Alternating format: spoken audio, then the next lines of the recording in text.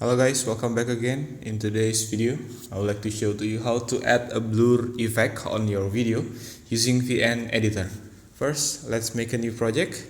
For example, I would like to use this video and then click next. And after that, swipe left the toolbar down here and find the blur tools like this. Click basic blur and then increase the intensity of the blur like this. And after that, add a keyframe like this and one more keyframe, I think in this side like this. And after that, click the blur tools again and then decrease the intensity of the blur like this. And after you finish doing it, now you can see the result and it will just look like this. That's the way how you to do it. Thank you for watching. Don't forget to like, comment and subscribe.